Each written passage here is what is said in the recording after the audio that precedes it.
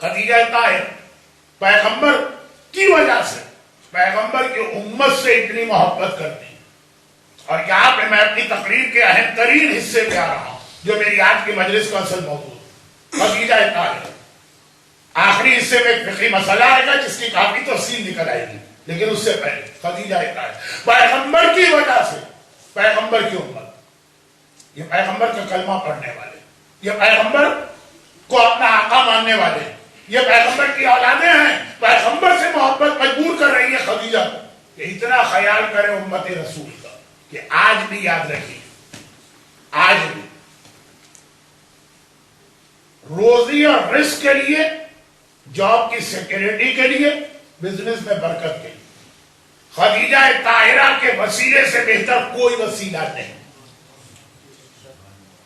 حق ائمہ طاہرین نے حکم دیا ہے.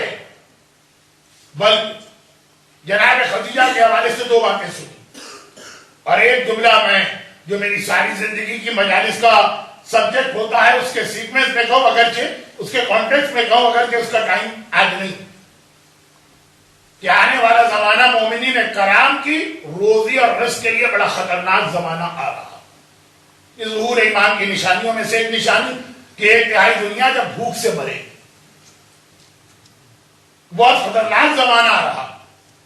خدیجہ طاہرہ کا وسیلہ، میں پھر وہی جملہ کہوں، خدیجہ طاہرہ کے فضائل تو پڑھے جاتے ہیں لیکن واقعا دعا کے اندر وسیلہ خدیجہ کو دل کی گہرائی کے ساتھ اس کی عظمت سمجھ کے شامل کرنا. دو چیزیں یہاں پہ، اگرچہ ایک صاحب نے بڑی حیرت کی، ابھی 3 مہینے پہلے آسٹریلیا سے باہر ایک جگہ بیٹھ کے ایک صاحب میرے پاس یہ کیلکولیشن لے کر آئے کہ مولانا پچھلے 2 سال میں آپ نے یہ واقعہ 25 دفعہ پڑھا. میں نے کہا سلور جبلی ہو گئی، کہنے کہ نہیں 26 دفعہ پڑھا. 26 دفعہ یہ واقعہ پڑھا. کبھی میلبرن میں نہیں پڑھا. اور واقعہ 4 بنا کے لائے تھے کہ امریکہ میں کتنی جگہ، اور انگلینڈ میں کتنی جگہ، اور یورپ میں کتنی جگہ، اور افریقہ میں کتنی جگہ، اور مڈل ایسٹ میں کتنی جگہ، اور پاکستان میں کتنی جگہ، اور حج میں تو ہر سال، عمرے میں تو ہر سال. کہنے کا یہ واقعہ کہ میلبرن میں پڑھتا ہی نہیں، تو یہ واقعہ کوئی اور واقعہ بھی نہیں پڑھتا ہوں.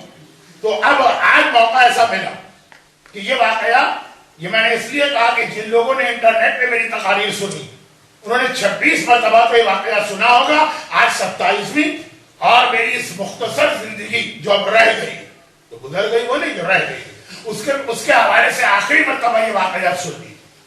پاکستان کے موجودہ حالات میں یہ واقعہ تھا، چونکہ اس واقعے کا میں خود بھی ایک گواہ ہوں، لیکن پھر پاکستان کے ایک اخبار جنگ، فرائیڈے 5 اگست 2011 پیج 1، یہ پورا واقعہ چھپ بھی گیا اور بہت مشہور واقعہ مکے کا ہے.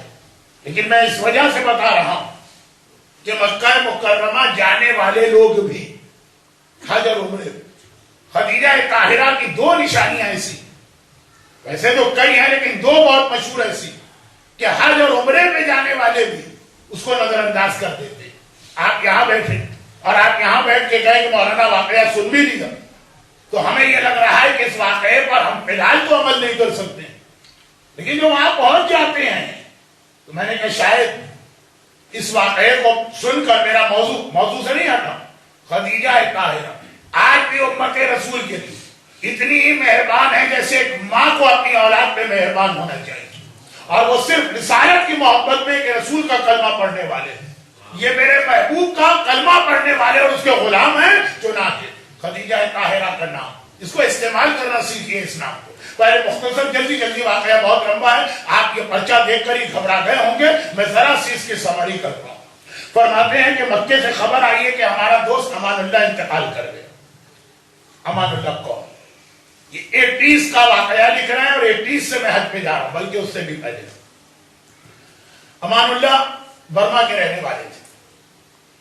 فرسٹ ورلڈ وار کے بعد جب کمیونزم روس میں آیا تو روس کے مسلمان کو نکالا گیا، وہ مدینہ مکے میں آئے. وہاں کی حکومت، اس وقت کی حکومت نے نیشنلٹی، وہ لوگ آج بھی مکے میں بخاری کہلاتے ہیں. بہت سے بخاری پنجاب میں بھی ہیں، لیکن یہ جو بخاری مکے مدینے میں، یہ بخاری ہیں جو کمیونزم کے فوراً بعد بخارا سے نکلی. اور 70s جب برما میں کمیونزم ہے اور برما کے مسلمانوں پہ مظالم شروع جو آج ریپیٹ کیے جا رہے ہیں، تو 17 میں برما سے بہت سارے مسلمان مائگریشن لے کے پاکستان آئے، امان اللہ بھی ان میں سے وہ پاکستان آئے۔ سعودی حکومت نے برما کے لوگوں کو اپنے ملک کا ویزا اور پھر نیشنلٹی، امان اللہ اپنے والد کے ساتھ مکے آ گئے۔ اس وقت امان اللہ کی عمر 13 سال کی تھی۔ وہ سونار کی ایک دکان میں ملازم ہو گئے۔ یہ دکان مروا پہاڑی کے پاس پرانا جو گولڈ مارکیٹ یا سرافہ بازار جسے اردو میں کہتے ہیں، وہ مروا پہاڑی کے بالکل سامنے تھا۔ آپ نے اپنے بزرگوں سے شاید سنا، اپنے والد سے، کہ جب میں گیا تھا آج میں تمہاری ماں کو مروا کی طرف نہیں لے جاتا تھا، اتنی سونار کی دکانیں تھی کہ وہ چمٹ جاتی تھی کہ کعبہ بعد میں دیکھیں گے، پہلے یہ خریدنا۔ تو وہ پوری ایک بہت بڑی مارکیٹ تھی مروا، صفا اور مروا میں سے مروا پہاڑی کے ساتھ، وہاں یہ ملازم ہو گئے۔ مضمون لکھنے والے کہتے ہیں کہ میں نے یہ دکان خود دیکھی تھی، اب تو یہ بازار حرم کے صحن کا حصہ بن گیا، اور میں بھی یہ کہہ رہا ہوں کہ ہم نے یہ دکانیں خود بھی دیکھی تھی، اپنے قافلے کو یہاں شاپنگ بھی کروائی تھی، اور اب یہ پوری مارکیٹ، سونار مارکیٹ، حرم کا ایک حصہ بن گئی۔ آگے دیکھیں، امان اللہ کہتے ہیں کہ میری عمر 13 سال کی تھی، تو میں جس دکان میں ملازم تھا، 13 سال کا بچہ وہاں کیا کام کرے گا؟ وہ وہی جھاڑو لگا دی، چائے لے کے آ گیا، بس یہی کام۔ کراچی کی سلینگ لینگویج میں اس کو کہتے ہیں چھوٹے چھوٹے، ذرا ادھر تو آنا، چھوٹے ذرا وہ چائے تو بنانا، چھوٹے ذرا یہاں پہ پوچھا تو لگانا۔ میں یہ کام کر رہا تھا، اور میری دکان کے بالکل سامنے ایک بخاری کی دکان تھی، وہ بھی سونار کا کام کرتے تھے۔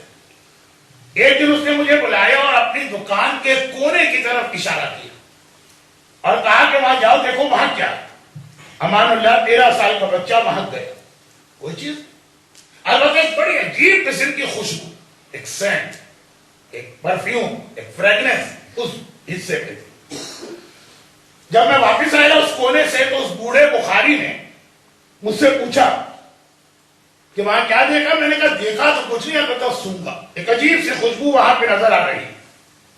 بخاری نے کہا ہاں، میں یہی معلوم کرنا چاہ رہا تھا کہ میری دکان میں اکثر یہ خوشبو اس کارنر پہ آتی، اور میں یہ سوچ رہا تھا کہ یہ مجھے کوئی دھوکہ ہو رہا ہے کہ واقعا وہاں پہ یہ خوشبو ہے۔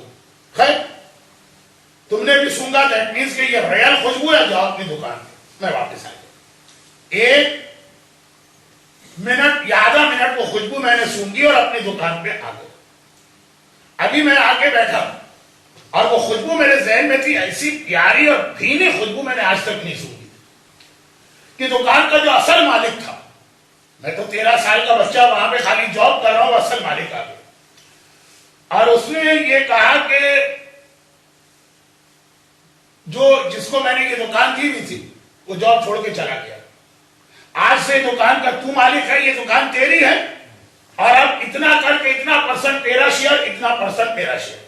سونے کی دکان، اربوں کا سونا آپ نے دیکھا، کلو کے حساب سے ان کی عورتیں سونا پہنا کرتی ہیں، تو دیکھتے دیکھتے 13 سال کا بچہ کروڑ پتی بن گیا۔ اور یہ دکان، اس دکان کے اندر سونا بن کے آتا ہے ورک شاپ سے، وہ 3 کارخانے، اور یہ سب اب میں اس کا برابر سے آدھا مالک، میں آدھا مالک ہوا۔ اب وہ سوچتا ہے بچہ 13 سال کا ہے کہ ایک دم ہوا کیسے؟ بیٹھے بٹھائے کہ جھاڑو لگانے والا اور چائے بنانے والا اور صفائی کرنے والا، بیٹھے بیٹھے یہ کیا ہوا؟ صرف ایک ہی چیز ذہن میں آتی ہے کہ خوشبو میں نے سونگی۔ فرماتے ہیں کہ اب کچھ عرصہ گزرا تو وہ بوڑھا میرے پاس آیا، اصل مالک، کہنے لگا کہ میرے بچے بڑے ہو گئے ہیں، وہ یہ سونار کا کام نہیں کرنا چاہتے بلکہ باہر نکل گئے، میرا بالکل آخری وقت، تو جب میں 50-50 تھا وہ بھی ختم، اب پورے کا مالک میں تجھے بنا رہا ہوں، یہ دکان تیری، یہ تینوں کارخانے تیرے، اور یہ اس کے اندر جو منو سونا، تولے یا گرام کے حساب سے نہیں، سیر یا کلو کے حساب سے نہیں، منو، یہ سارا کا سب تیرا ہے، تو جانے اور تیرا کام۔ فرماتے ہیں کہ پھر کچھ عرصہ گزرا، اب وہ غالباً یہ 88 کی بات ہے، جب وہ پورا بازار توڑا گیا، ایکسٹینشن ہوا حرم کا، مروا پہاڑی کے قریب کی دکانیں توڑی گئی۔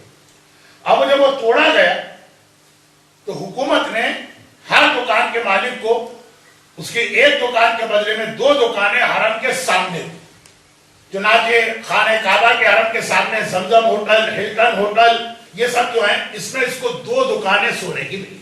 وہ جو ایک دکان بہت پرانی وہ ٹوٹی، اور بالکل پرائم لوکیشن جسے کہتے ہیں انٹرکون ہوٹل، ہلٹن ہوٹل، زمزم ہوٹل، یہ تینوں کے شاپنگ ایریا، کروڑ پتی لوگ آتے ہیں وہاں. اس کو 2 دکانیں مل گئی. اب یہ کہہ رہا بلکہ 3 دکانیں ملی، تینوں شاپنگ ایریا میں الگ الگ. اب وہ دکانیں اس کے خرید کے توڑ دی گئی، پھر اور دکانیں توڑی گئی اور دکانیں، یہاں تک کہ اس کی دکان کے سامنے والی لائن جو آخری لائن تھی پھر حرم تھا، یعنی خانہ خدا صفا مروا. جب وہ آخری دکان توڑی گئی تو اس کے نیچے سے ایک مکان نکلا، اور وہ مکان تو بہت دور تک تھا لیکن اس میں ایک پلر آ رہا تھا ایک مکان کا. اب جب اس کو اور توڑا گیا اور توڑا گیا اور توڑا گیا تو پتا چلا کہ پورا فل فلیج ایک مکان وہاں پہ نظر آ رہا. اب معلومات شروع ہوئی کہ یہ مکان کس کا. میں نے بہت شارٹ کر دیا آپ کے ٹائم کو بچانے کے، اور پتا چلا کہ یہ مکان حضرت خدیجہ طاہرہ کا وہ مکان ہے جس سے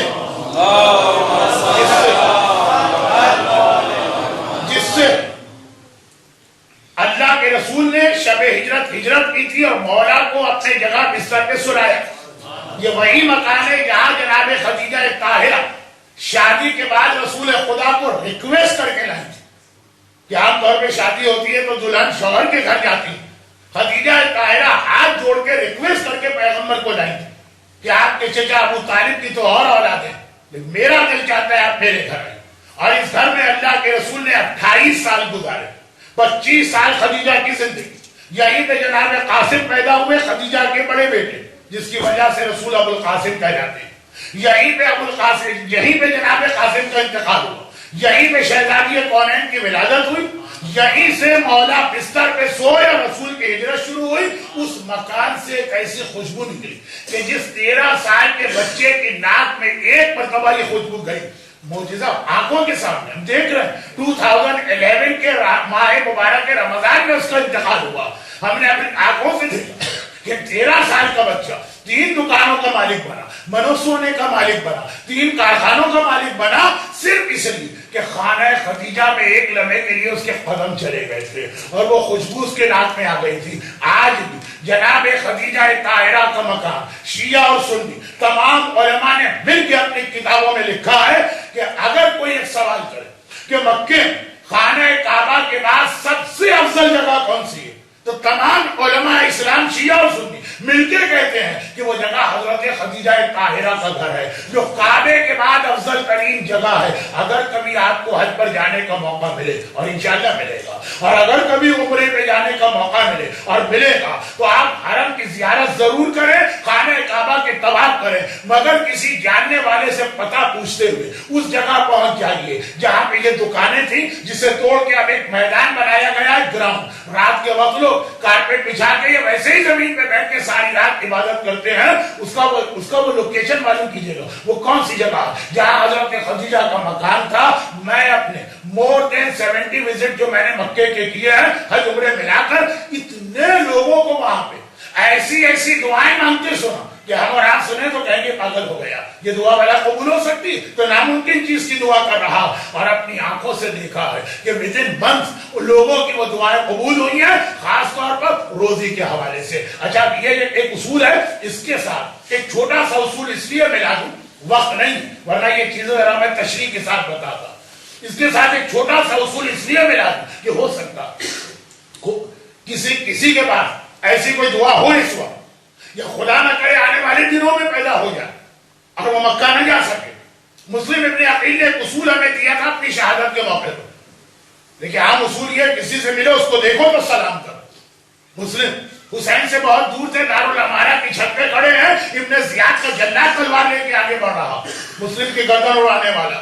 مسلم آقا حسین کے سامنے اس وقت نہیں پہنچ سکتے لیکن جہاں کھڑے ہیں وہیں سے کھڑے ہو کے کہا السلام علیکم یا ابا عبداللہ. حسین جہاں بیٹھے تھے حسین اپنی جگہ سے کھڑے ہوئے کوفے کا رخ کیا، وعلیک السلام یا اخی وابن عمی وثقتی ومعتمدی. اے مسلم تم کہیں سے مجھے سلام کرو، تمہارا سلام میں دیکھتا بھی، تمہیں میں دیکھتا بھی ہوں، تمہارے سلام کو سنتا بھی ہوں، تو میں جواب بھی دیتا ہوں. تو جب مجبوریاں آپ کو دور کر دے تو مسلم کے واقعے نے بتایا کہ تم اور ہم اور آپ مجبور ہو سکیں گے مگر آقا حسین مجبور نہیں ہے، مگر خدیجہ طاہرہ مجبور نہیں ہے. تو جب ممکن ہو تو وہاں جا کے دعا مانگیے، جب مشکل نظر آ رہا ہو دنیا کے جس کونے میں ہو وہاں بیٹھ کر نام خدیجہ، وسیلہ خدیجہ اور دل کی گہرائی سے عظمت خدیجہ کو سمجھ کے دعا مانگیے گا. پھر آپ دیکھیے گا کہ کم از کم روزی کے حوالے سے تو دعا اتنے جلد قبول ہوتی ہے. اگر میں نے تو اس کے علاوہ ایسے ایسے مسائل کو حل ہوتا دیکھا، ایسے ایسے مسائل کہ جہاں بالکل یقینی بات ایڈس کا مریض ہے، آخری اسٹیج میں ہے، اس کی ماں تڑپ کے آئی ہے، ماں دعا مانگتی ہے، واپس جاتی ہے پتہ چلا کہ بیماری ختم ہو گئی ہے. لیکن خدیجہ طاہرہ کے حوالے سے ایک بات اور سنی، اور ہمارے علماء نے ایک جملہ بہت دعوے کے ساتھ لکھا کہ روزی کے لیے تو ہمارے پاس پھر بھی بہت دعائیں، بہت ساری دعائیں. ایک تو یہ عمل میں نے خاص آپ کو بتایا، لیکن اس کے علاوہ ایک عمل ایسا ہماری تمام احادیث کی کتابیں دیکھ ڈالی، اس کا کوئی سلوشن نہیں ہے سوائے خدیجہ طاہرہ. اور وہ کیا ہے؟ وہ اس کا الٹا مسئلہ، وہ یہ ہے کہ آدمی کے پاس پیسے ان گڈ فیتھ کسی کو دیے، قرضہ دیا، بزنس کے لیے دیا، اور وہ دبا کے بیٹھ گیا، واپس نہیں کر رہا. ایک تو ہے کہ آدمی خود غربت میں، ایک ہے کہ نہیں غربت نہیں تھی، کسی مومن کی مدد کے اعتبار سے چلے، اپنے فائدے کے اعتبار سے، لیکن حلال اور جائز طریقے سے.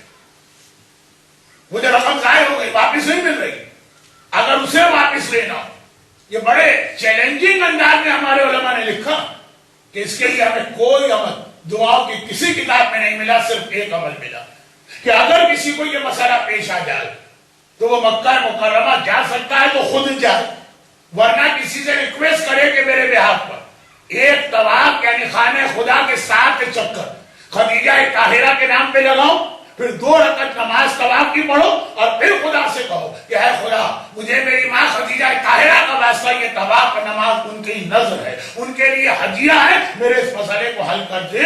تو اس پرابلم کا سولوشن پوری کتابوں میں دیکھنے کے بعد صرف ایک ہے. تو نام خدیجہ دونوں حوالے سے، دونوں طریقے سے نہیں ہے رزق اور آ رہا ہے، تھا اور کوئی اس کو دبا کے بیٹھ گیا، اس کو واپس لینا ہے. نام خدیجہ لے کے رحمتك يا أرحم الراحمين وصلى الله على محمد وآله